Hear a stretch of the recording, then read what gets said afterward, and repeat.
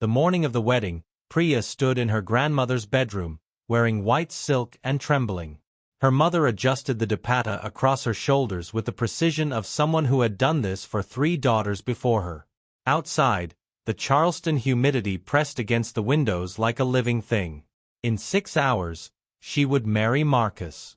Everything had been arranged. Everything was perfect. Everything was a lie. She didn't know that yet. The venue, the Ashton estate, a sprawling antebellum mansion with gardens that descended toward marshland like a watercolor painting, existed only in photographs.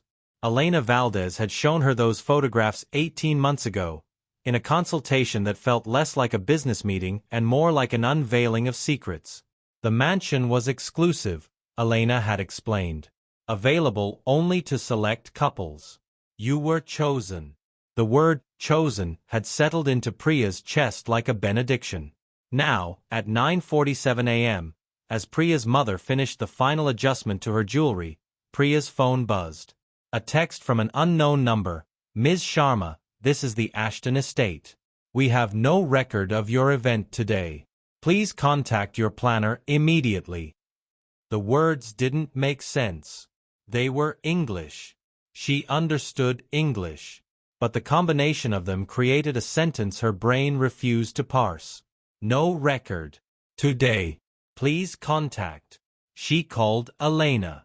The call went to voicemail. She called the number on the contract. It was disconnected. She called Margot, Elena's sister, the one who had handled the final payments.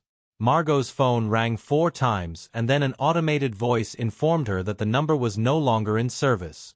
45 minutes later, Priya sat on the edge of her grandmother's bed, still wearing the white silk, while her mother stood in the doorway with her hand over her mouth.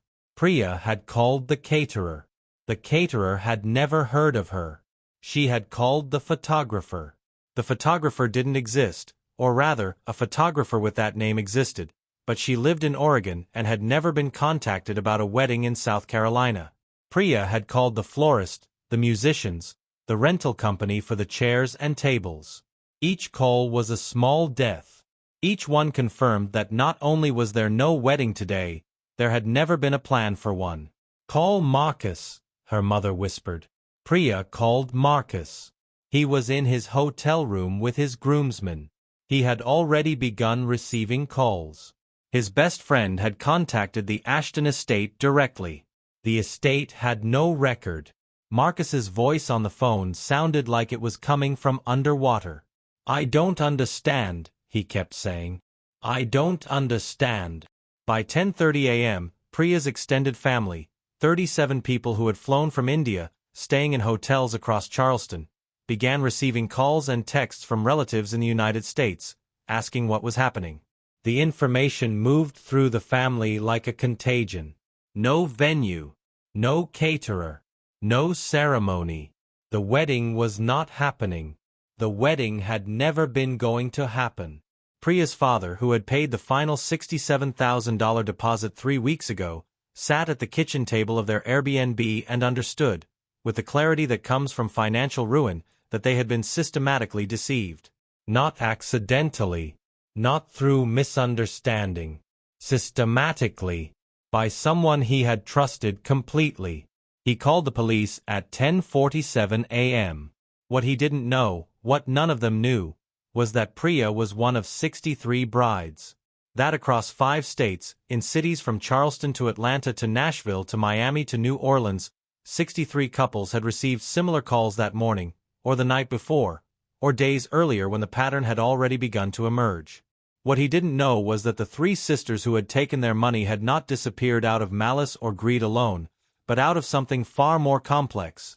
The moment when a mythology you've constructed to justify yourself finally becomes too heavy to carry. This is the story of how that happened. Of how 3 intelligent, articulate women convinced themselves they were saving people, right up until the moment they realized they had been destroying them. Of how love, when weaponized, becomes indistinguishable from cruelty.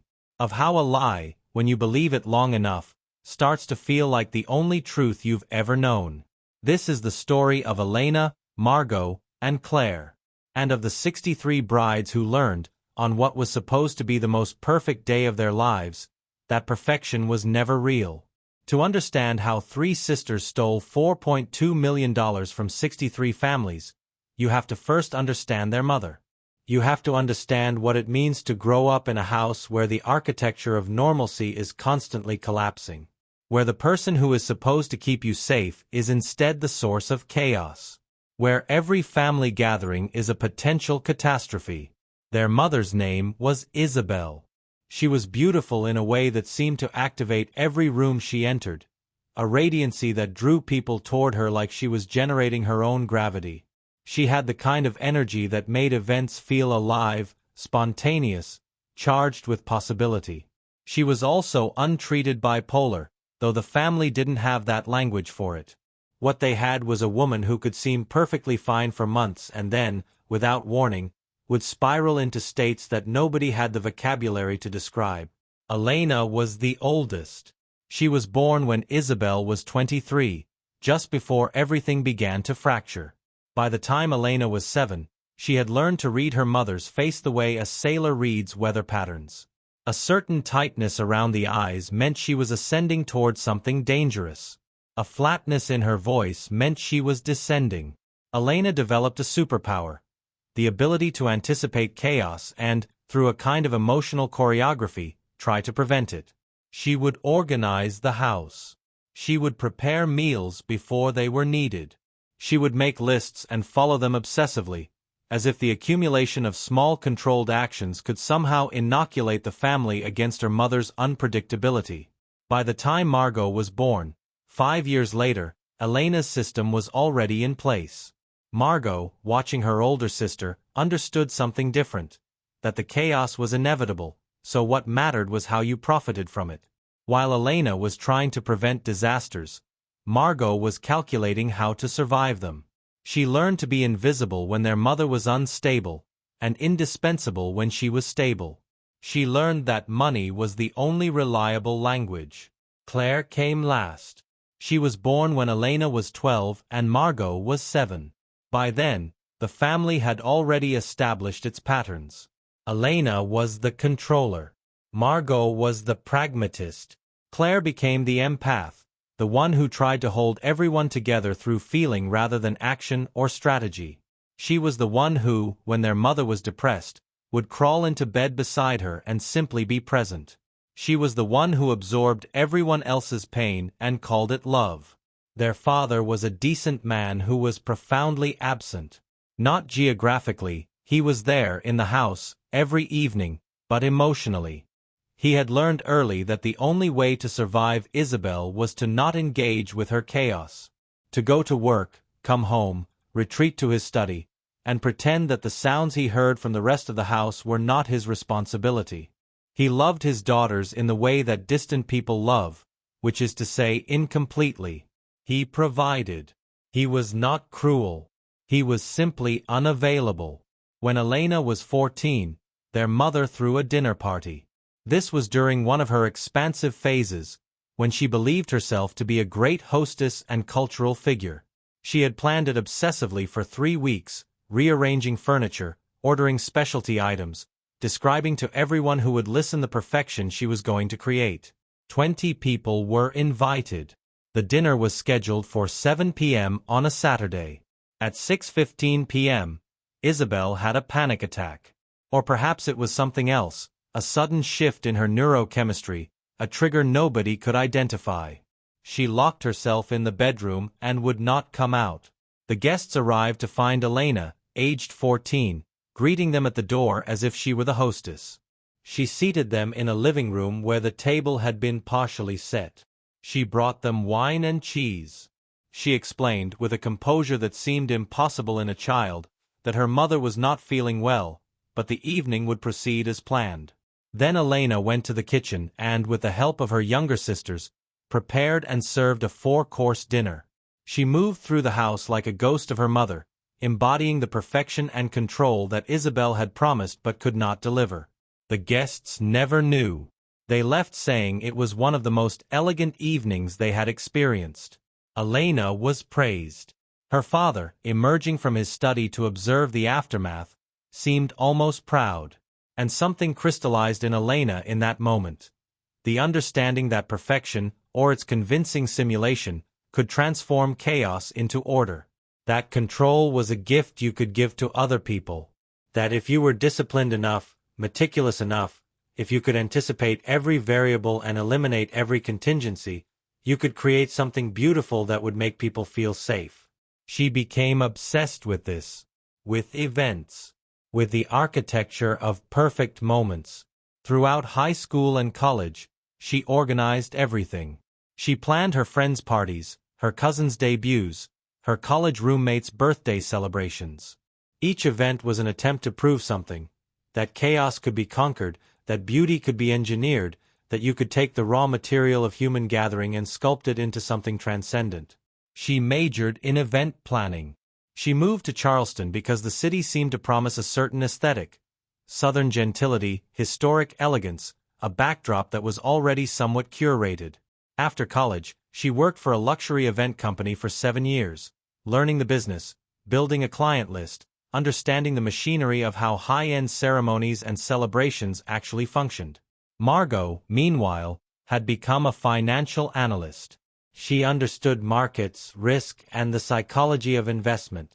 She had moved to Atlanta for a corporate job, making good money, living efficiently, never committing to anything that couldn't be liquidated quickly.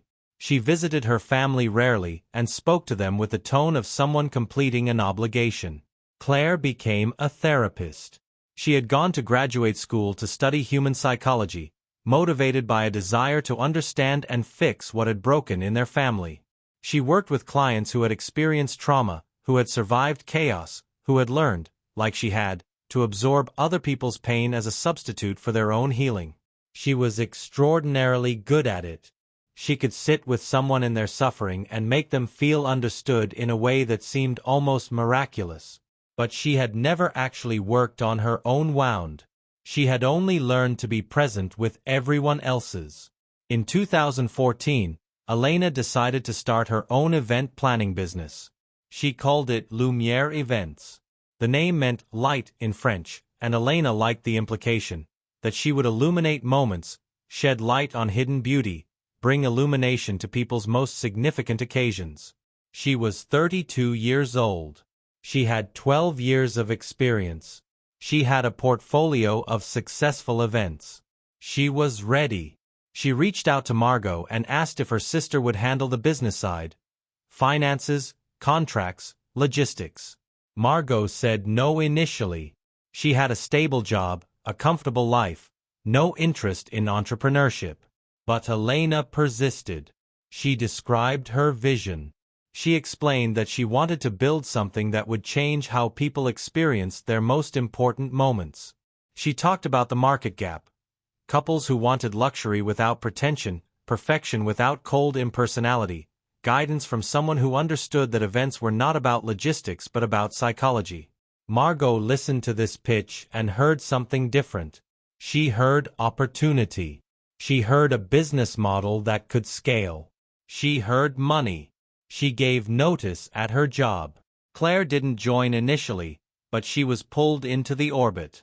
Elena would call her with questions about how to manage anxious brides, how to handle interpersonal conflict, how to make people feel safe. Claire would answer, offering insights from her therapeutic work. Eventually, Elena asked her to handle client relations directly. Claire said yes because she had never learned how to say no to her sisters. By 2015, Lumière Events was operational. Elena managed the creative vision and vendor relationships. Margot managed finances and operations. Claire managed clients and the emotional architecture of the experience. They were, in many ways, perfectly suited to this work. They understood each other's strengths. They had grown up in an environment where implicit communication was survival. They could operate almost telepathically. The business grew quickly. They started in Charleston and expanded to other cities. Couples paid premium prices for their services because the results were undeniably beautiful. Elena had a gift for understanding what a couple wanted before they themselves could articulate it. She could walk into a space and envision its potential. She could orchestrate dozens of vendors and hundreds of details with an obsessive precision that bordered on supernatural. She didn't just plan weddings, she created experiences. She made people feel for one day that the world was exactly as it should be. And for the first few years, this was sustainable. Elena was charging what the market would bear, but she was actually delivering. The business was profitable. They were building something real. But Elena's mythology about herself, the one that had been constructed in adolescence, when she saved a dinner party through sheer force of will, was beginning to calcify into something more dangerous. She didn't just want to create perfect events. She wanted to be the person who protected people from disappointment. She wanted to be the guardian of their most vulnerable moments. She wanted to be irreplaceable. And in that desire, in that need to be essential, the seeds of the deception were already planted. Consider what it means to be a bride 6 months before your wedding. Consider the psychological state of someone who has, in the architecture of her life, designated this day as the day when everything will be beautiful, the day when her family will be gathered and harmonious, the day when she will be chosen, celebrated, witnessed, the day when, for a few hours, the world will arrange itself around her joy. This is a profoundly vulnerable position. A bride has, whether consciously or not, invested her sense of self-worth into the perfection of this event. She has internalized the cultural messaging that this day is the most important day of her life. She has allowed herself to believe that if the wedding is beautiful, then her life is beautiful. If the wedding is perfect, then her choice was right. If the wedding goes well, then everything will be okay. This is the psychological substrate that Elena understood, perhaps more deeply than any therapist, more deeply even than Claire with her graduate degree in psychology. Elena understood that a bride, when she comes to a wedding planner, is not actually looking for someone to organize a party. She is looking for someone to protect her from the terrifying possibility that her most important day could be destroyed by chaos. She is looking for someone to promise her that perfection is possible. She is looking for someone to be the guardian of her mythology. When Priya Sharma first contacted Lumiere Events, she was 31 years old and had been with Marcus for 7 years. They had decided to get married, and Priya's family, her parents, her grandmother, her aunts and uncles and cousins, had begun the process of imagining what this would look like. Priya's mother had ideas. Her grandmother had ideas. Her aunts had opinions. Everyone had expectations. Priya, overwhelmed by the number of voices, did what many women do. She looked for someone she could trust to take control. She wanted someone who would protect her vision against the encroachment of her mother's expectations and her grandmother's traditions and the general chaos of trying to plan a wedding while managing a full-time job and a life that did not pause to accommodate this project. She came to Elena through a recommendation. A friend of a friend had used Lumiere Events for a wedding in Atlanta. The wedding had been beautiful. The bride had felt supported. The planning process had been surprisingly painless. Could Elena do something similar? Elena met Priya in her office, a small, elegant space in downtown Charleston that was itself a kind of advertisement for her taste. The walls were a soft gray. The furniture was minimal but expensive.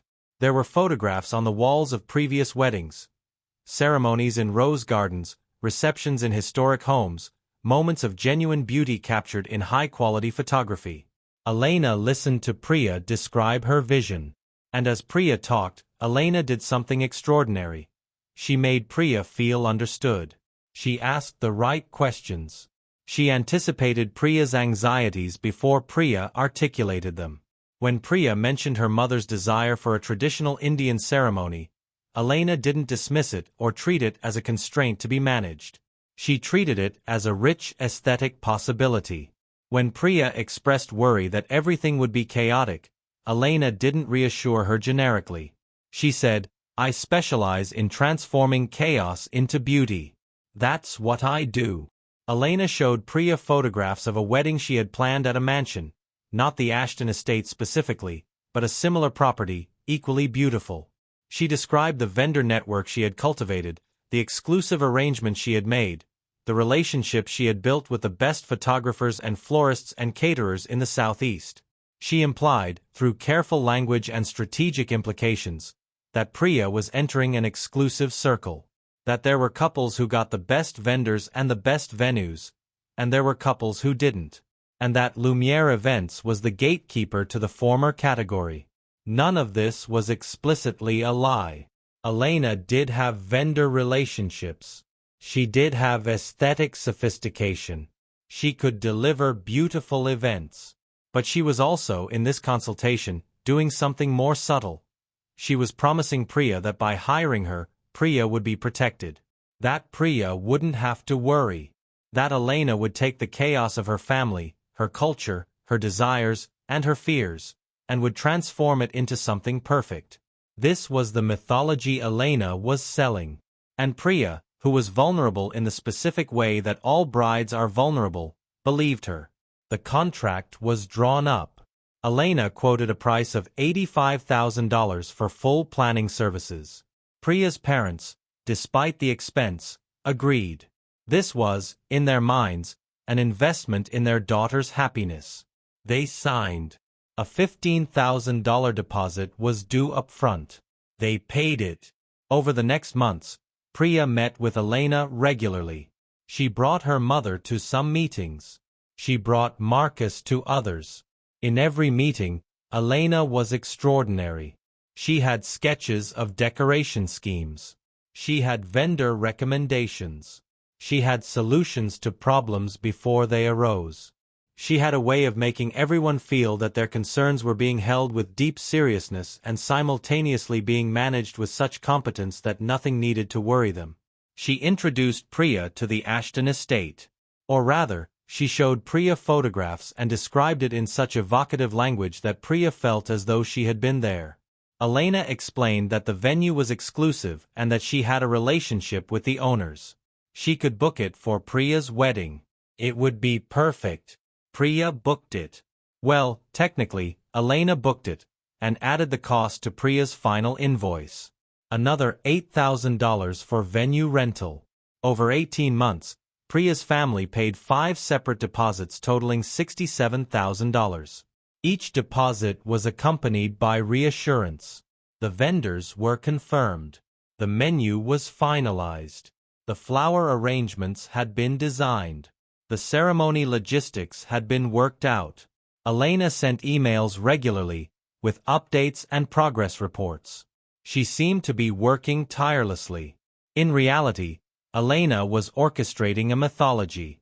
She wasn't actually booking the Ashton estate. She was showing beautiful photographs. She wasn't actually confirming with vendors because many of those vendors didn't exist as she had represented them. She was creating elaborate narratives of confirmation without the actual confirmations. Why was she doing this? This is the question that matters. Because Elena was not, at this point, running a deliberate scam. She had not woken up one morning and decided to become a criminal. Rather, she had constructed a mythology so elaborate, so detailed, so psychologically sophisticated, that she had begun to believe in it herself. In Elena's mind, what she was doing was protecting Priya. She had told Priya that she specialized in creating perfect moments, and she meant this. She believed, with a conviction that felt like certainty, that she could deliver perfection for Priya's wedding.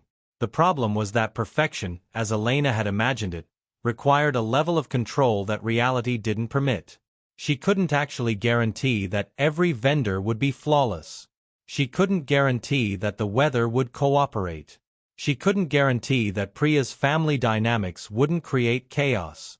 What she could guarantee was the mythology, the story that everything was under control, the narrative that said, "I have this. I am protecting you. Trust me." And as long as Elena told this story convincingly enough, Priya believed it. Because what Priya needed was not actually a perfect wedding. What Priya needed was to believe that perfect was possible. Elena understood this. Elena was not a scammer in these early days.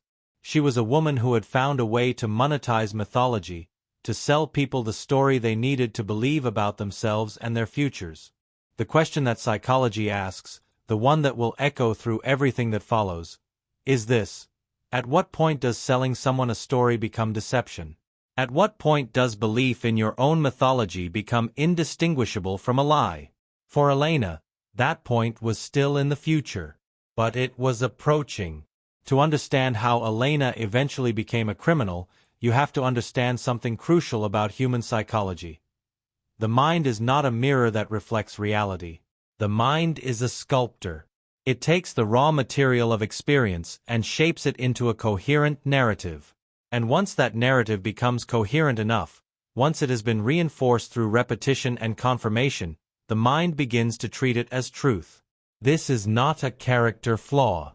This is a feature of human consciousness. We all do this.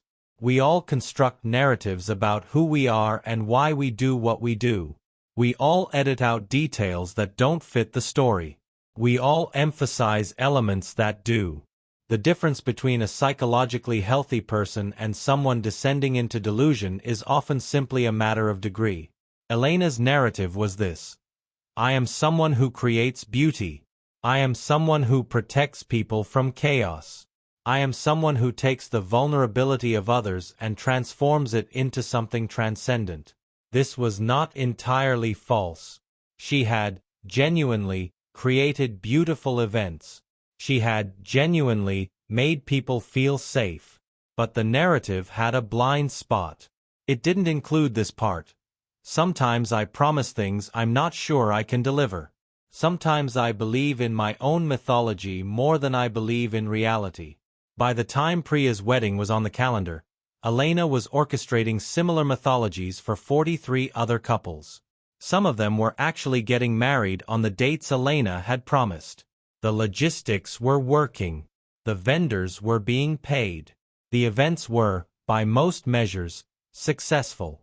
But there was a category of weddings, a growing category, where Elena had overcommit, where she had promised exclusivity to multiple couples at the same venue, where she had booked vendors who didn't actually exist, where she had created such an elaborate mythology that reality and fiction had begun to diverge in ways she could no longer control.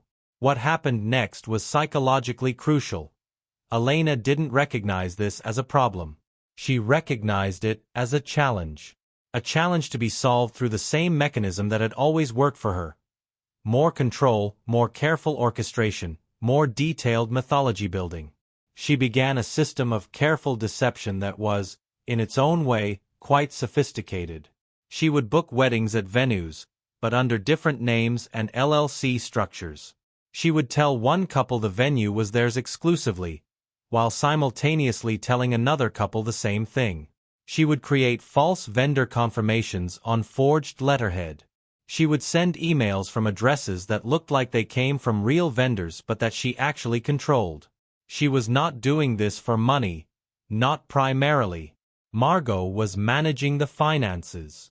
Margot was watching the revenue. If the business had genuinely needed more money, Elena could have simply increased prices or turned down bookings. But Elena wasn't thinking about finances. Elena was thinking about something deeper.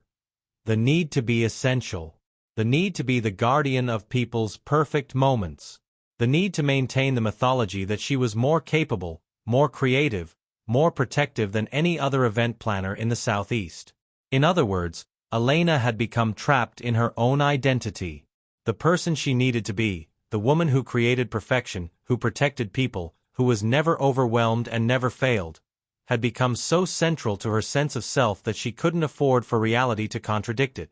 This is where Claire's role becomes crucial to understanding what happened next. Claire, the empath, the therapist, the sister who had learned to absorb everyone else's pain, began to notice that something was wrong. It wasn't that Claire had access to information that Elena was hiding. It was subtler than that. It was the way Elena spoke. The tightness in her voice during client calls.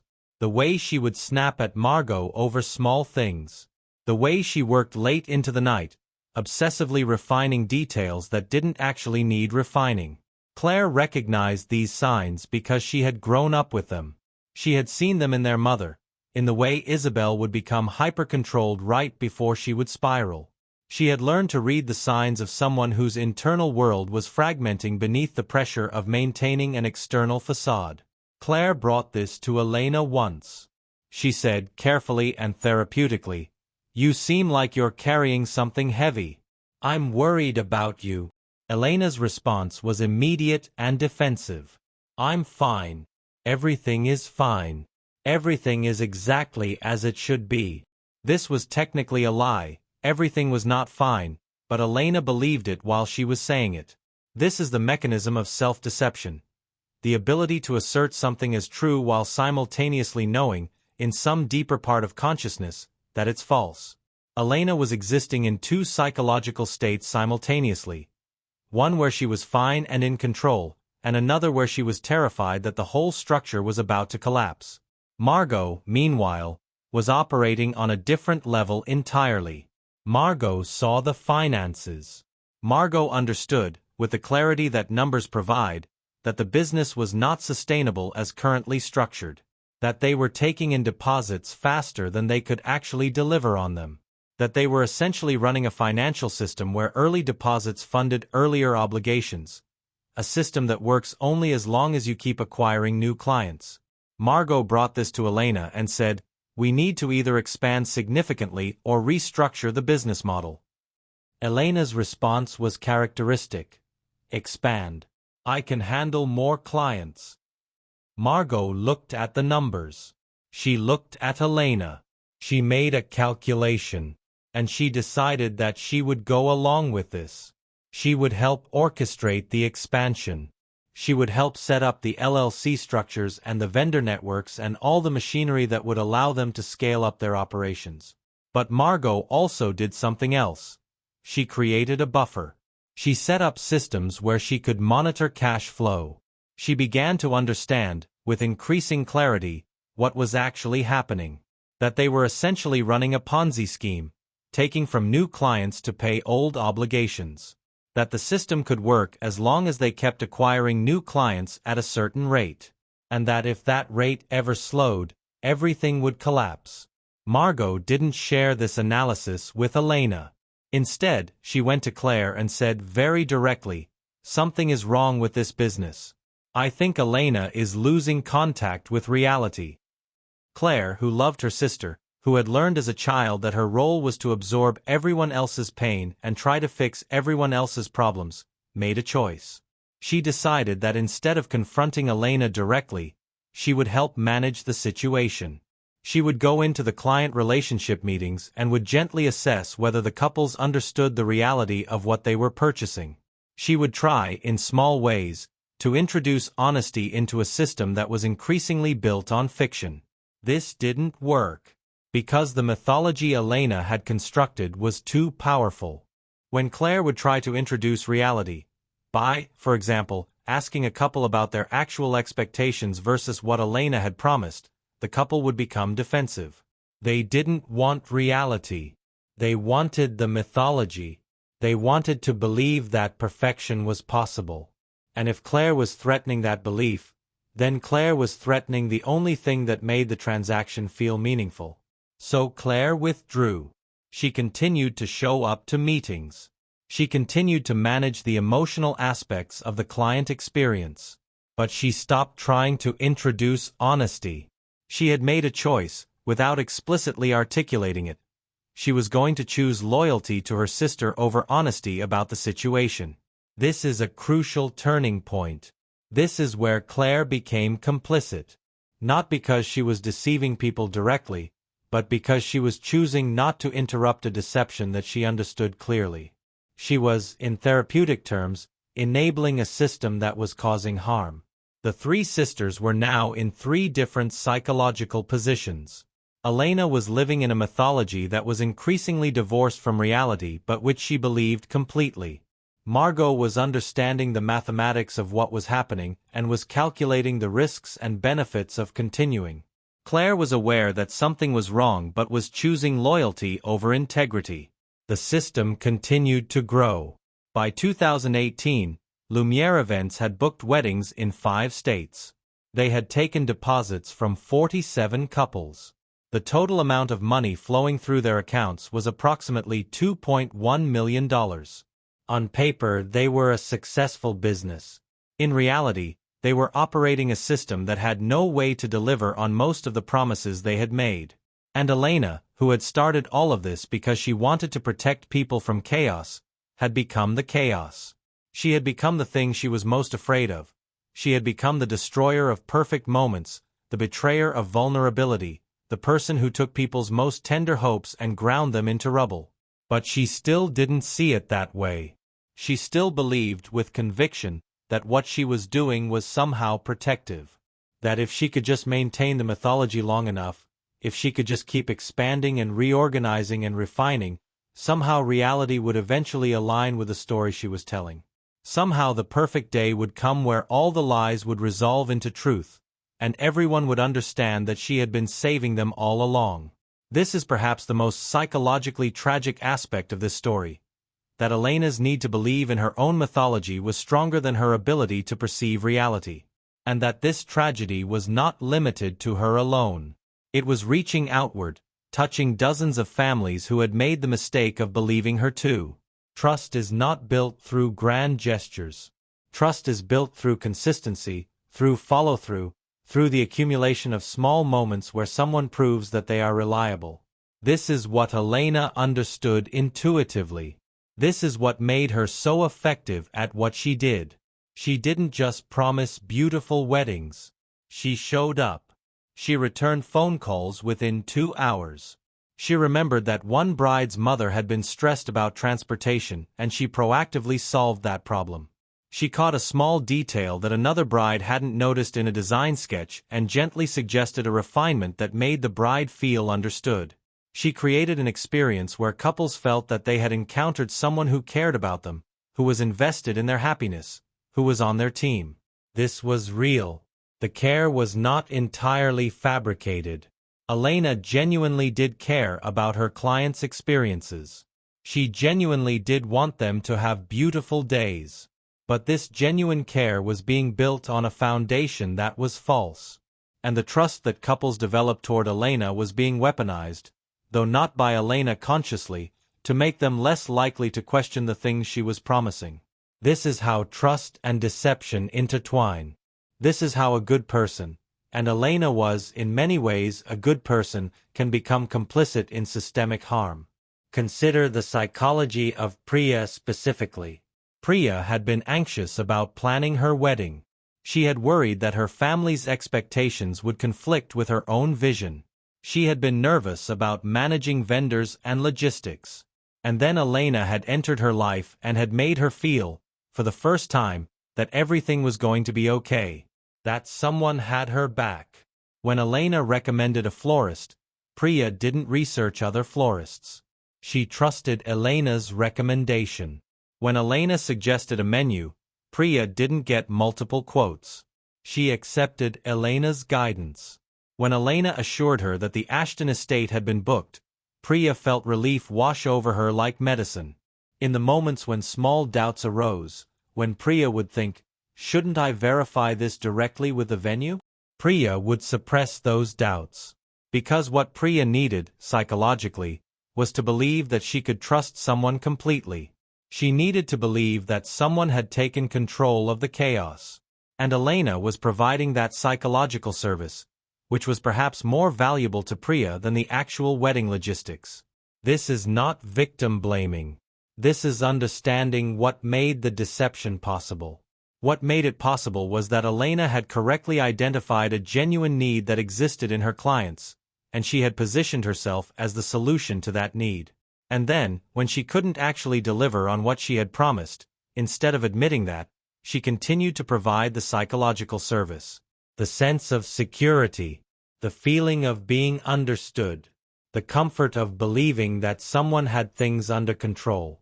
This is how trust works in systems of deception.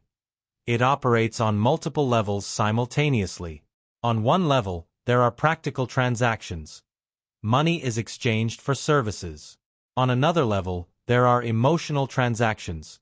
Reassurance is exchanged for vulnerability. And the emotional transaction is often more powerful than the practical one. Claire understood this, perhaps more deeply than anyone. She had studied human psychology. She had worked in therapy. She understood that people are often willing to forgive practical failures if they believe they have been truly understood emotionally. She understood that if Elena could make a couple feel loved and seen and protected, that emotional experience could sometimes supersede the actual failure to deliver. This is why Claire continued to show up to client meetings, even as she became aware that the business was built on falsehoods. Because Claire could see, in the faces of the couples she met, how much they needed what Elena was offering. How much they needed to believe that perfect was possible. And Claire, who had spent her entire life absorbing other people's emotional needs at the expense of her own integrity, couldn't bring herself to take that away from them. By 2018, Lumiere Events had developed a reputation. They had positive reviews online. They had couples recommending them to friends. They had a waiting list. The mythology was so strong, so well constructed, so emotionally convincing, that reality almost didn't matter. But reality has a way of intruding. And in the architecture of what the three sisters had built, there were structural flaws that were beginning to show. The first major crack appeared in the late summer of 2018, when a couple scheduled to be married in September discovered, 6 weeks before their wedding, that their photographer had no record of being hired. They contacted the photographer directly to confirm details about timing and location, and the photographer, politely but clearly, informed them that they had never been in contact with Lumiere Events. The couple immediately contacted Elena. Elena's response was swift and panic-stricken, though she tried to hide it behind professionalism. She said that there must have been a miscommunication with her office. She promised to resolve it immediately. She recommended an alternative photographer, a photographer that she actually did know and who happened to be available. She refunded a portion of the couple's fee as compensation for the inconvenience. But here is what was really happening. Elena was using new money to fix problems created by old promises. She was, in real time, shuffling resources to maintain the mythology. And Margot, watching this, understood the mathematics clearly. The system was accelerating. They were having to deploy more resources to manage the deceptions. And this meant that the timeline for collapse was shrinking. Margot made a decision. She called Elena and said very directly, "We need to talk about what's actually happening here." Elena's response was defensive. She said that the photographer situation was an aberration, a mistake, a communication issue. She said that the vast majority of their clients were receiving the beautiful events they had been promised. She said that the business was fundamentally sound. Margot said, "No, it's not. And you know that." There was a silence. And in that silence, Elena confronted something she had been avoiding. The knowledge that what she was doing was not just elaborate event planning. What she was doing was fraud. What she was doing was criminal. Elena's response was characteristic. She didn't confess. She didn't break down. She didn't surrender. Instead, she did what she had always done. She built a larger mythology to contain the smaller ones.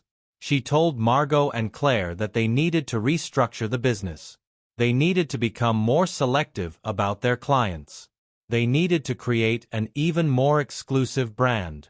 They needed to implement new systems that would ensure better quality control. In other words, she proposed to solve the problem of systematic deception by becoming more sophisticated in their deception. Margot listened to this and understood, with absolute clarity, that Elena was not going to stop. That Elena was so committed to her mythology that she would double down on it rather than abandon it. And Margot made her own calculation. She decided that she would go along with the restructuring, but she would also begin to prepare for what came next, the inevitability of discovery. She started moving money. She began setting up accounts in different names. She began creating a paper trail that would, if discovered, show that she had been following Elena's directives, not initiating them. She was, in essence, preparing her own defense for the moment when this all fell apart. Claire, observing this, understood what her sister was doing, and it caused her profound psychological pain. Because what Margot was doing was acknowledging, without saying it aloud, that they were criminals. That they were perpetrators, not protectors. That the mythology they had been living in was unsustainable. But Claire didn't stop it. She didn't go to Elena and say, "We have to confess." She didn't go to the authorities. She didn't reach out to the couples who had been harmed. Instead, she did what she had always done. She absorbed the pain, she internalized the guilt, and she continued to show up for her sisters. This is the tragedy of complicity, that it often emerges not from malice, but from love. From the choice to protect someone you care about at the expense of people you don't know. From the choice to maintain family loyalty over ethical clarity. This is how good people become facilitators of harm. The three sisters were now bound together not by their love for each other, but by their mutual involvement in a crime. Elena had created the mythology. Margot was profiting from it and preparing her escape. Claire was facilitating it and drowning in guilt. And none of them could stop it, because to stop it would require admitting what they had all become. It would require acknowledging that the family that had survived chaos together had now, paradoxically, created chaos for others. It would require accepting that the wound that had driven them, the need to create perfect moments, to protect people from disappointment, had transformed into the very thing they had been trying to prevent. The destruction of the most important moments in people's lives. The system continued to expand. More couples booked. More deposits came in. More promises were made. And with each new booking, the machinery of deception became more elaborate, more sophisticated, more desperate. By early 2019, Claire was having panic attacks. Not occasionally. Regularly. She would be sitting in her apartment, or at a coffee shop, or in the middle of a client consultation, and her body would suddenly betray her. Her heart would race. Her breath would become shallow. Her hands would shake. She would experience a visceral sense of impending doom that had no clear cause, though of course she knew the cause.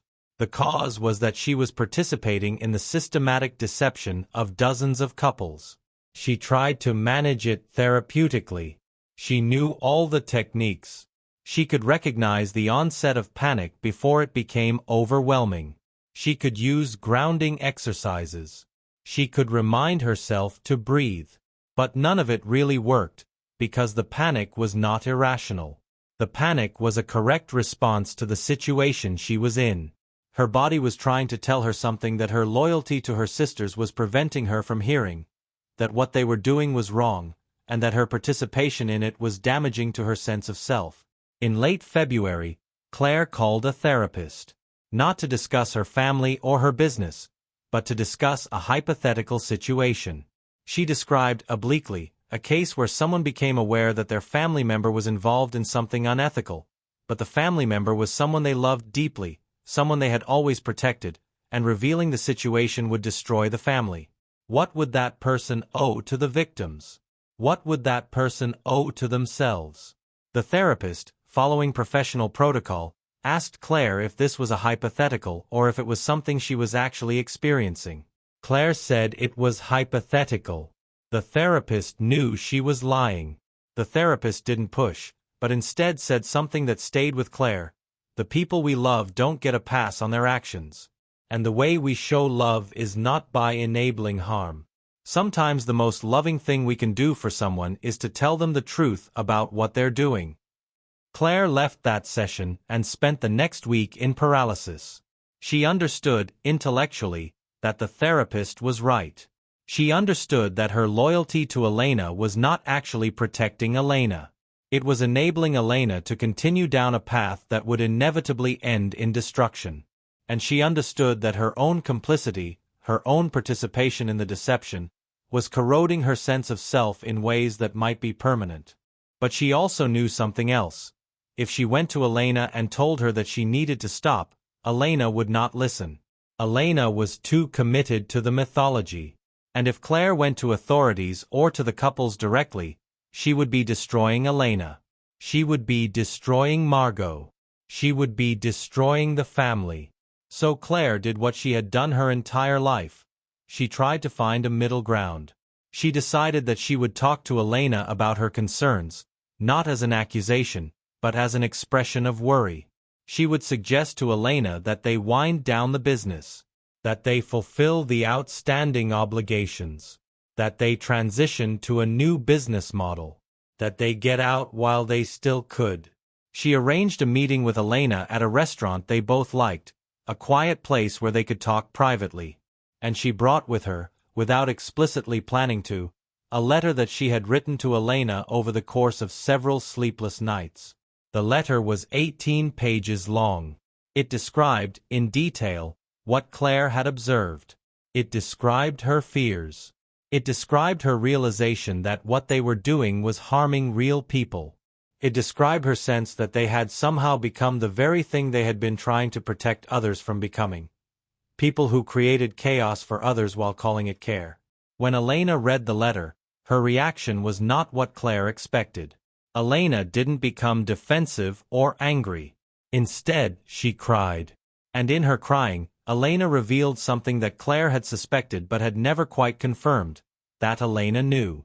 That on some level, Elena had always known that what she was doing was unsustainable.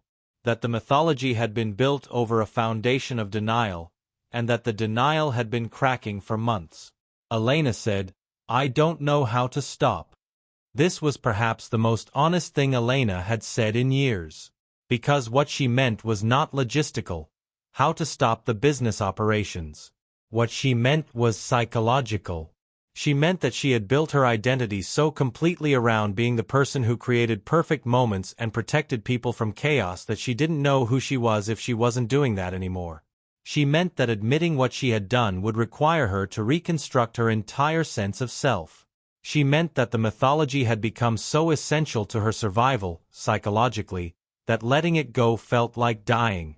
Claire held her sister while she cried. And in that moment, Claire made a decision. She decided that instead of pushing Elena toward confession, she would help Elena maintain the mythology a little bit longer. She would help Elena wind things down gradually, quietly, without anyone noticing. She would help Elena construct a new mythology where they transitioned their business deliberately and honorably. It was, in retrospect, a catastrophic decision. Because it meant that when the collapse finally came, it would come more violently. It meant that instead of Elena having the opportunity to confess on her own terms, she would be discovered. It meant that couples would learn the truth not from Elena, but from authorities and lawyers and legal proceedings. But in that moment, in a restaurant in Charleston, Claire couldn't bring herself to do anything else. Because what Claire couldn't face was the destruction of her sister. And what she didn't understand was that by trying to protect Elena, she was actually facilitating greater harm. In the weeks that followed, Elena and Claire worked with Margot to develop what they called Project Transition. The idea was to slowly wind down new bookings while continuing to fulfill existing obligations. To transition to a smaller business model. To quietly disappear. But the mathematics didn't work. Because they had overcommit too severely. They had promised too many perfect days. And they didn't have the resources to deliver on all of them. They had made promises to couples scheduled to be married in spring 2019. They had taken deposits. They had booked venues and vendors. But the money from those deposits had already been deployed to manage failures from the previous year. They were, in effect, trapped in a system where they couldn't move forward and couldn't go back. Elena understood this. And instead of accepting it, she did what she had always done. She created a new mythology to contain the crisis. She told Margot and Claire that they needed to acquire more clients. That by bringing in fresh deposits, they could manage the existing obligations. That they just needed to scale up one more time, and then they could transition. Margot said no. Margot had done the math and had reached a point where she could no longer participate in the fiction. She said, "If we bring in more clients, we will have defrauded more people. The system can't sustain itself." This was the moment where the three sisters reached a breaking point. Because Margot was refusing to continue, and this meant that the system was going to collapse whether Elena wanted it to or not. Elena's response was to try to manipulate Margot the way she had manipulated so many others. She appealed to their shared history. She reminded Margot of their childhood, of their mother, of the chaos they had survived together. She said, "We built this together. We protected each other through everything. I'm asking you to protect me now." And Margot, confronted with this direct appeal, had to make a choice. She could continue to enable her sister's denial, or she could force a reckoning. Margot chose the reckoning. She said, "I'm not going to help with this anymore. Not just that. I'm going to protect myself. And if that means distancing myself from what you're doing, then that's what I'm going to do." This was perhaps the cruelest thing Margot could have said, because it was the truth delivered at exactly the moment when Elena was least able to bear it. Elena had lost her mythology. She had lost her sense of invulnerability. And now she was losing her sister. Elena turned to Claire. She said, "Help me, please. I don't know what to do." And Claire, exhausted by guilt, paralyzed by the weight of complicity, made the only choice she knew how to make. She said yes. She said she would help Elena. She would figure out how to manage this. She would help transition the business. She would protect her sister.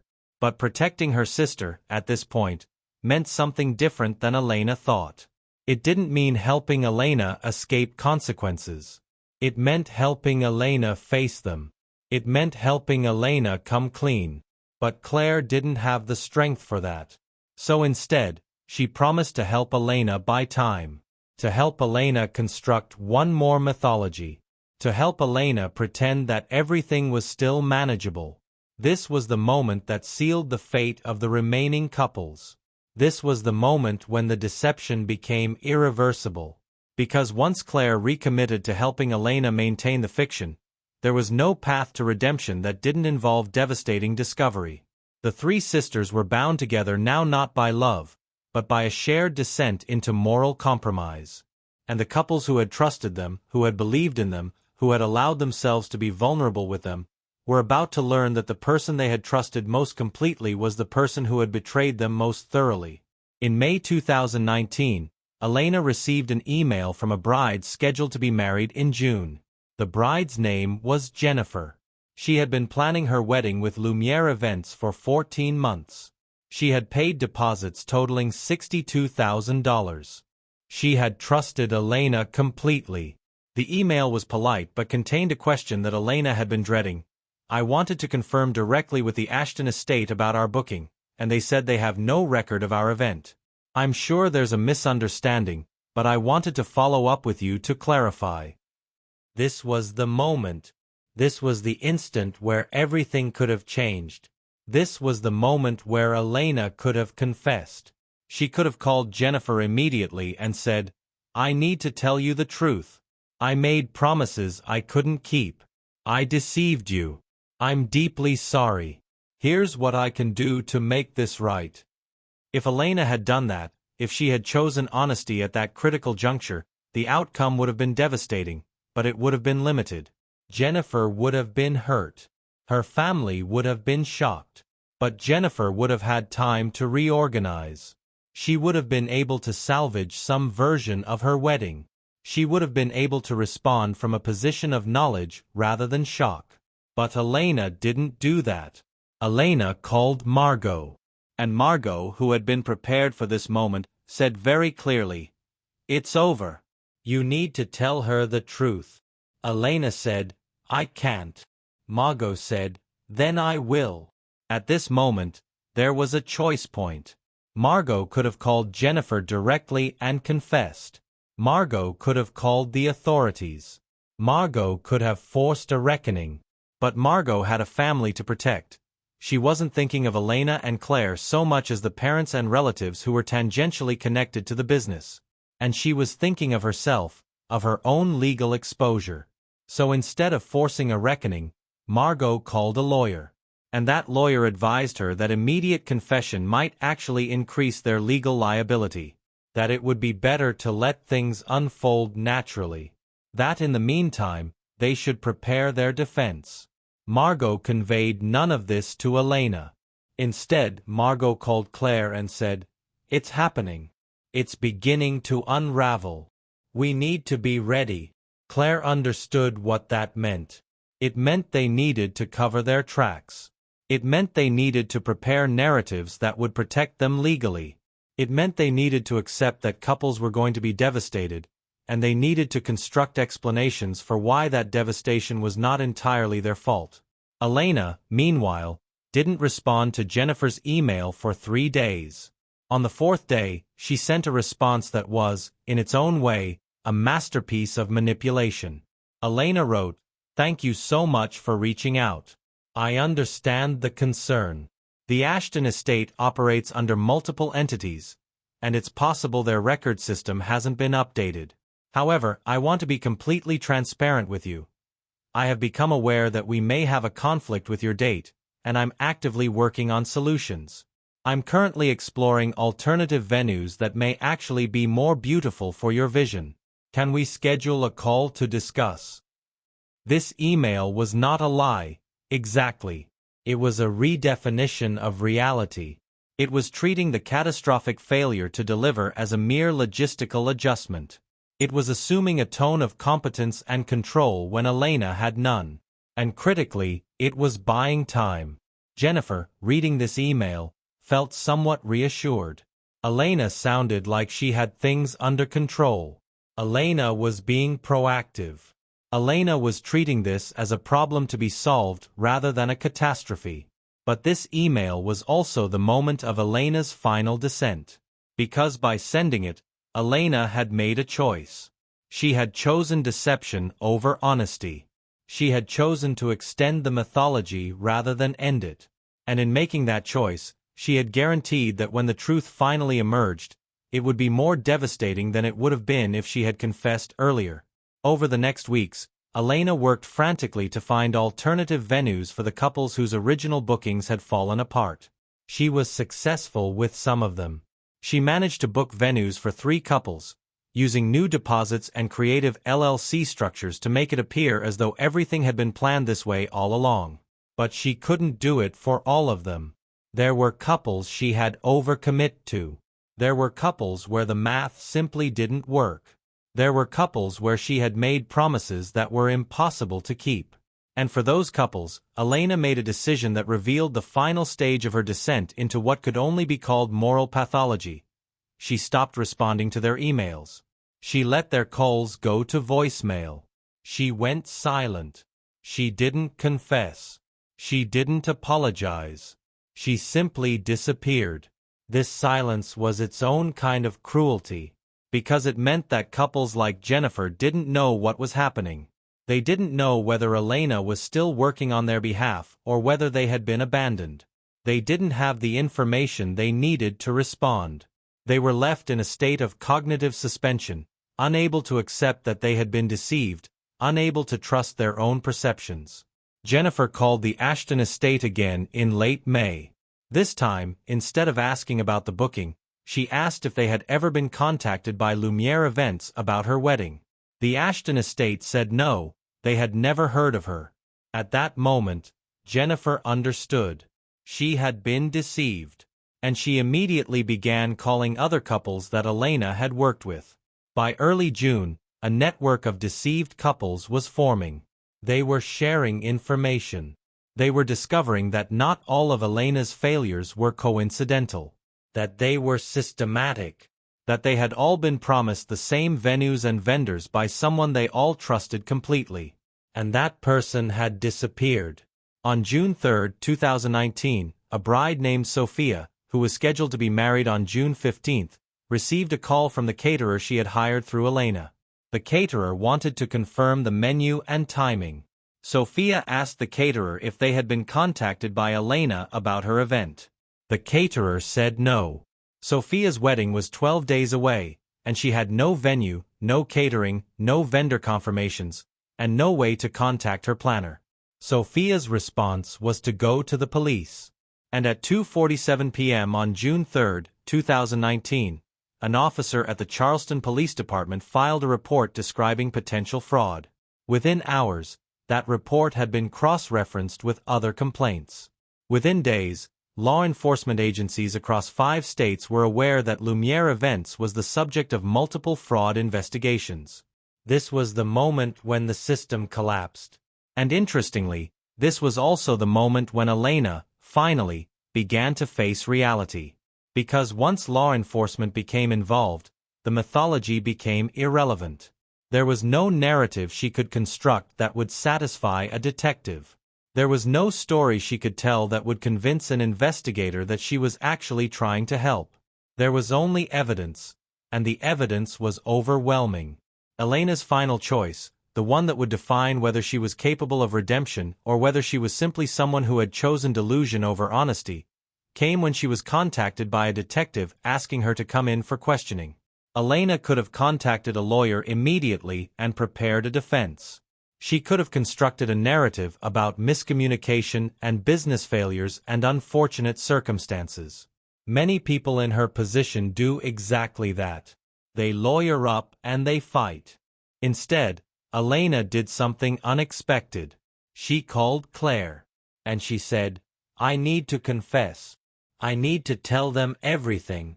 Claire tried to talk her out of it. She said that a confession would make things worse legally, that she needed to protect herself, that they had a lawyer for a reason. But Elena said something that revealed, for the first time in months, that the mythology was finally cracking. "I can't carry this anymore. I can't lie anymore. I need to tell the truth, even if the truth destroys me." This was the critical moment. This was the moment where Elena chose honesty, where she accepted the consequences of what she had done, where she stopped trying to rewrite reality and started trying to face it. But critically, this moment came far too late. It came after 63 families had been devastated. It came after millions of dollars had been lost. It came after emotional trauma had been inflicted that would take years to heal. A confession, when it finally came, was not redemptive. It was just another step in a process of destruction that had already begun and could no longer be stopped. Elena walked into the police station on June 5, 2019, without a lawyer. She had called one earlier and then called back and cancelled. She had decided that she didn't want legal representation. She wanted to confess. The detective who interviewed her was named Marcus Webb, and he had worked fraud cases for 12 years. He had seen people try to justify their crimes. He had seen people construct elaborate explanations for why they weren't actually criminals. He had seen people cry and beg and try every manipulation in the book. What he hadn't seen very often was someone come in and simply tell the truth. Elena confessed to everything. She described how the mythology had begun. She described the first lie, booking a wedding at a venue that didn't actually have the capacity to host it, and then scrambling to manage the failure through additional lies. She described how each lie had led to more lies. She described the decision points where she could have stopped but didn't. She described the system of fake LLCs and forged vendor confirmations. She described how she had known for years that what she was doing was wrong, but that she had been unable to stop because stopping would have required her to admit what she had become. Over the course of 6 hours, Elena described a system of deception so elaborate, so psychologically sophisticated, that the detective sat with his notes and tried to comprehend the machinery of it. The psychology of it. The specific human vulnerability that Elena had identified and exploited. What struck Detective Webb most powerfully was not the magnitude of the fraud. It was Elena's account of why she had done it. Because Elena didn't frame it as a money grab. She didn't describe it as opportunism or greed. She described it as an attempt to protect people. She described it as genuine, delusional, but genuine, belief that she was helping. "I thought," Elena said at one point, "that if I could just create perfect moments for people, I could somehow make up for all the chaos in my own family. Like if I could give enough people perfect days, the universe would somehow balance out and my own life wouldn't be so broken." The detective, professional though he was, felt something shift in him as he listened. He understood, for perhaps the first time in his career, the distinction between a criminal and someone who had committed crimes. Elena had committed crimes, but she had not been motivated by malice. She had been motivated by a wound so deep that it had driven her to construct an entire mythology to protect herself from the reality of it. But understanding Elena's psychology didn't change what she had done. Understanding her motivations didn't restore the money to families. Understanding her pain didn't undo the devastation she had caused. By that evening, arrest warrants had been issued for all three sisters. Elena had already confessed, so her arrest was straightforward. Margot, when contacted by police, refused to speak to them without a lawyer. She was arrested at her home and taken into custody. Claire, receiving the news, called her own lawyer and then drove herself to the police station and turned herself in voluntarily. The three sisters spent their first night in jail in separate cells. And for the first time since they were children, they were not protecting each other. They were not managing chaos together. They were alone with what they had done. In the following weeks, as the investigation proceeded, the full scope of the deception became clear. 63 couples across 5 states. Approximately $4.2 million in combined losses. Hundreds of family members affected. Emotional trauma that would take years to process. Priya and Marcus, along with many other couples, formed a victims group. They shared their stories. They compared their experiences. They discovered patterns. Couples who were religious and had believed in Elena's promises with an almost spiritual faith. Couples who were immigrants who had entrusted Elena with cultural traditions they wanted to preserve. Couples who were anxious or controlling in their own right, and had appreciated Elena's even greater control. The vulnerability had taken different forms, but it had been present in all of them. Priya's story was typical in some ways, unique in others. She had been one of the couples for whom Elena actually tried to find alternative solutions. She had been offered a different venue, a historic home instead of the mansion she had wanted. But at that point, Priya's trust had been so thoroughly violated that she didn't want to move forward with any solution Elena offered. She felt contaminated by the deception. Even if Elena delivered a beautiful wedding at a new venue, Priya would be thinking, the entire time, about the lies that had gotten her there. So Priya and Marcus, in consultation with their family, decided to cancel the wedding entirely. They would get married in a small ceremony with just immediate family. They would skip the elaborate celebration that they had been planning for 2 years. They would take the loss and move forward. This decision, while understandable, represented a different kind of loss. Because Priya wasn't just losing money. She was losing the experience she had been anticipating. She was losing the sense that her marriage would be witnessed and celebrated by her community. She was losing the perfect day that had been promised to her. More insidiously, she was losing her ability to trust. Not just in Elena specifically, but in people generally.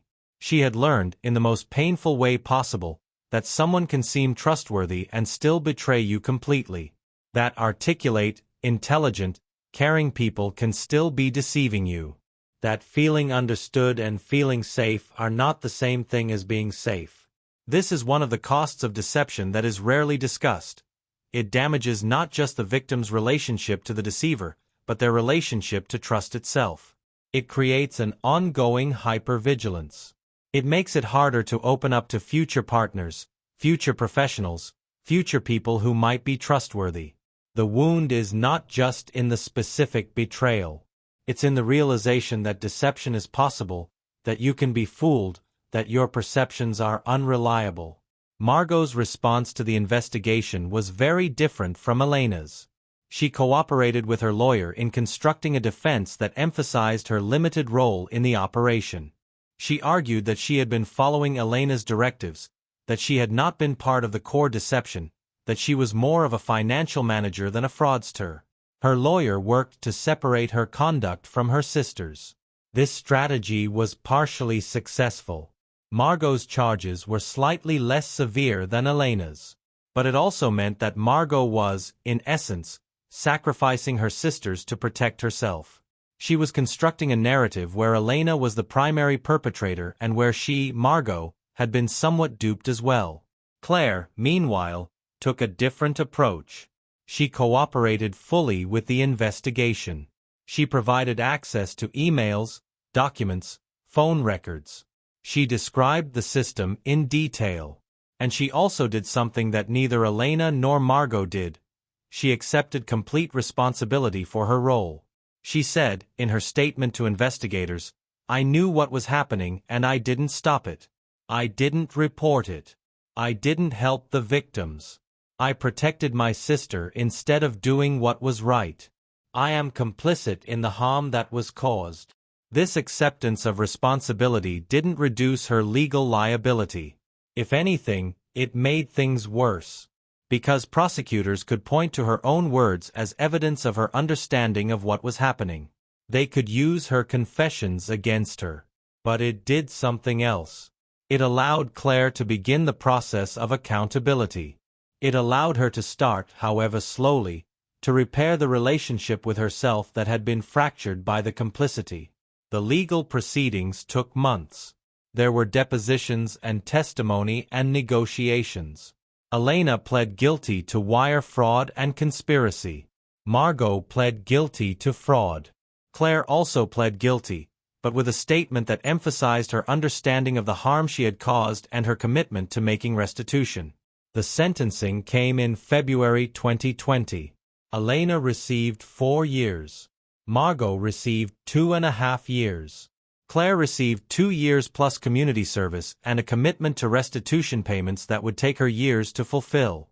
The victims watched these proceedings with complicated emotions. For some, the sentences seemed too lenient. For others, the question of whether Elena deserved to go to prison at all seemed less important than the question of how they were going to rebuild their lives. Priya and Marcus never got the wedding they had planned. Their relationship, which began with hope and joy and the promise of public celebration, instead became a story of betrayal and rebuilding. They eventually did get married, in a simple ceremony in her parents' backyard, with just 40 people. It was beautiful in its own way, but it carried the shadow of what had been promised and not delivered. More profoundly, the experience changed them. It made them more cautious about who they trusted. It made them question their own judgment. It made them understand, in a visceral way, that the world contained people who would lie to you convincingly and repeatedly, even if those people seemed intelligent and kind and trustworthy. This is the real cost of deception. It's not just the money. It's not just the inconvenience or the logistical complications. It's the damage to your sense of reality. It's the understanding that you are not as good at reading people as you thought you were. It's the knowledge that you can be fooled, and that there's no way to guarantee it won't happen again. And as the couples began to process what had happened, as they moved through grief and anger and betrayal and eventual, tentative, healing, they were forced to confront a question that had no easy answer. How do you rebuild trust after someone you trusted completely has destroyed it? When we look back at this story, at Elena, at Margot, at Claire, at the 63 couples whose lives were disrupted, what are we supposed to take from it? What does this reveal about human nature, about trust, about vulnerability? The easy answer is that we should all be more vigilant. We should demand documentation. We should verify things directly with vendors and venues. We should not trust people, no matter how trustworthy they seem. We should assume deception is possible and structure our lives accordingly. But this answer is insufficient. Because if we all lived with that level of vigilance, if we all assumed deception was possible in every transaction, something precious would be lost. Trust is the substrate of human connection. It's the foundation that allows us to move through the world with something like peace. A society where no one trusts anyone is not safer. It's just more anxious. The harder answer, the one that this story seems to point toward, is that deception is not primarily a failure of perception. It's a failure of character. Not character in the sense of malice or evil, but character in the sense of integrity. In the sense of being willing to face reality even when reality is painful. In the sense of valuing honesty over mythology. Elena's tragedy was that she valued mythology more. She constructed a story about herself, that she was a protector, a creator of beauty, someone who could take chaos and transform it into order. And she was so committed to that story that she sacrificed everyone else's reality to preserve it.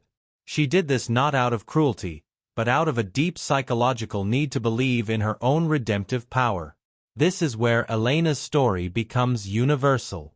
Because we all do this to some degree. We all construct narratives about who we are. We all edit out details that don't fit the story. We all emphasize elements that support the mythology we've constructed. The difference between Elena and most people is not that Elena lied and others don't. The difference is one of degree. Elena's lies were bigger. Her mythology was more elaborate. Her willingness to sacrifice others' reality for her own narrative was more extreme. But the mechanism is the same. Consider how often we tell ourselves stories. I'm a good person. But are we? Or are we people who are capable of harm, who sometimes cause damage, who rationalize our actions through convenient narratives? I'm someone who can be trusted. But can we? Or have we simply not been tested in a way that would reveal the boundaries of our integrity? Elena's story is a kind of mirror. It shows us what happens when someone takes the normal human tendency towards self-justifying narratives and escalates it to its extreme. It shows us the human cost. It shows us what happens to the person who is lying, the psychological fragmentation, the need for increasingly elaborate mythologies to contain the contradictions, and what happens to the people who are lied to. But it also shows us something else. It shows us that redemption is possible. Elena, when finally confronted with the reality of what she had done, was able to confess. She was able to accept consequences. She was able to stop protecting her mythology and start accepting her responsibility. This is not to say that her confession made everything okay. It didn't. The couple she deceived will carry the wound for years. Priya's family will never get back the $67,000. Priya's sense of trust has been permanently altered. These are irreversible harms. A confession, no matter how genuine, doesn't erase them. But confession is still important. It's important because it represents the moment when someone stops prioritizing their own mythology and starts prioritizing truth. It's the moment when someone recognizes that their need to be seen in a certain way is less important than their obligation to be honest. It's the moment when someone accepts that they have caused harm and that this harm matters more than their comfort. We live in an era when mythologies are increasingly portable, when you can construct a version of yourself online and present it to the world, when you can curate an image that bears minimal resemblance to reality, when you can build an entire business, or a following, or a reputation on the basis of carefully selected truths and strategic omissions. Elena's story is a version of this, but it's a version that reveals the mechanism, because the deception became so elaborate that it eventually failed. But many deceptions don't fail. Many people construct mythologies about themselves, as business owners, as experts, as trustworthy people. And they maintain those mythologies throughout their entire lives. They die without ever being discovered. The couple who went to the wrong venue, who lost their deposit, who had their wedding destroyed, they might accept the loss and move on without ever knowing the full extent of the deception. The mythology might persist. So how do we navigate this? How do we learn to trust while remaining aware that deception is possible? How do we avoid becoming either naive or paranoid? Perhaps the answer lies not in external verification systems, though those matter. Perhaps it lies in developing better intuition about incongruence, about the moments when someone's actions don't quite match their words, about the feeling, which Elena's clients should have noticed, but which they didn't, because they didn't want to, that something was slightly off, that the promised perfection was too perfect, that the ease with which Elena solved every problem was slightly suspicious. But more fundamentally, the answer might lie in understanding that no person can truly protect you from chaos. No amount of planning, no matter how meticulous, can guarantee that your important moments will be perfect. No planner, no matter how skilled, can eliminate the element of surprise and unpredictability that is fundamental to human experience. Elena marketed herself as someone who could do the impossible. Provide complete control, absolute perfection, guaranteed beauty. And couples, desperate for that guarantee, believed her. But what they should have understood is that perfection is not a product that can be purchased. Perfection is an aesthetic standard that is fundamentally impossible to achieve in the real world, where variables are infinite and control is always partial. The couples who were deceived were not foolish. They were not stupid. They were vulnerable in the way that humans always are when they allow themselves to care deeply about something. They were vulnerable because they wanted their wedding to be perfect. They were vulnerable because they had placed their trust in the wrong person. But they were also vulnerable because they had been taught, culturally and psychologically, that perfection was possible. That if you hired the right person, if you paid enough money, if you planned carefully enough, you could guarantee that your most important moments would be beautiful. Elena simply took this cultural narrative and weaponized it. So what does this story teach us? First, it teaches us that deception often emerges not from malice but from a need to protect a mythology. It teaches us that good people can do bad things when they are psychologically invested in a false narrative about themselves. It teaches us that the most dangerous deceiver is often the one who believes their own lies. Second, it teaches us that trust is necessary but risky, that there is no way to completely protect ourselves from being deceived, that the only response to this vulnerability is not paranoia but wisdom, a willingness to trust, but also a willingness to verify, a willingness to believe people, but also a willingness to update our beliefs when reality contradicts them. Third, it teaches us about the difference between accountability and punishment. Elena was punished. She went to prison. But punishment alone does not heal the harm. What matters more is whether Elena, and we, can come to terms with what we have done. Whether we can accept responsibility without being destroyed by that responsibility. Whether we can find a way to move forward that includes acknowledgement of harm. And finally, it teaches us something about ourselves. About the mythologies we construct about who we are. About the gap between our own self-perception and others' perception of us. About the moments when we choose comfortable fiction over difficult truth. About how we might, without intending to, become the very thing we despise. Elena became someone who destroyed perfect moments, not because she wanted to, but because she was more committed to her mythology than to reality. And in her commitment to the mythology, she harmed everyone around her. The question that remains, the one that echoes beyond this story and into every life, is this. In what ways are we doing the same? In what areas of our lives have we chosen mythology over honesty? In what relationships have we prioritized being seen in a certain way over being truthful? In what moments have we caused harm in service of protecting a story about ourselves? We may never deceive anyone as severely as Elena did. We may never take someone's money or destroy their most important moments. But we all participate, to some degree, in the construction and maintenance of false narratives. We all have areas where we are not being fully honest. We all have places where we would rather be understood as a certain kind of person than be known as who we actually are. Elena's tragedy is an extreme version of a universal human tendency. And perhaps that's the most important lesson. That deception is not something that only criminals do. It's something that we are all capable of. It's woven into the fabric of human psychology.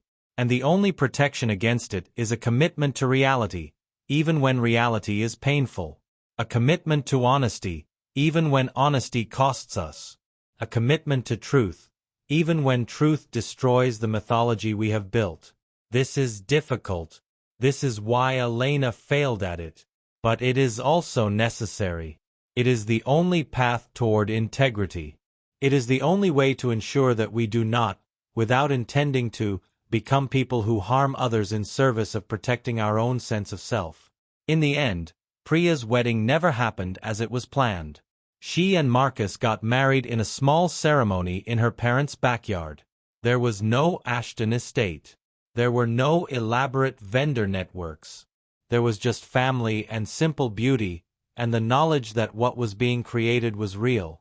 And perhaps, in its own way, that was more perfect than anything Elena could have promised. Not because it was more beautiful, it wasn't, but because it was honest. Because everyone who was there knew exactly what they were getting. Because there was no mythology, only reality. Only the genuine coming together of two people and their families, without pretense, without elaborate narratives about perfection. And while Priya would trade much to have had the wedding she originally dreamed of, there is something to be said for the clarity of knowing the truth, for the relief of not having to maintain a lie, for the strange peace that comes from accepting that perfect is not the goal, that real is enough, and that the only reliable foundation for meaningful human moments is honesty. This is what remains after the mythology collapses. This is what remains after the deception is revealed. Not perfection. Not the carefully constructed story about who we are and what we can provide. Just the truth. Just reality. Just the difficult, messy, complicated human experience of trying to create something meaningful with the resources we actually have, rather than the resources we have promised. And if we can learn to value that, to see truth as more beautiful than mythology, to see real as better than perfect, then perhaps we can protect ourselves not from all deception, but from the deception that matters most. The deception we commit against ourselves. The mythology we construct to protect ourselves from knowing who we really are and what we are truly capable of, both for good and for harm.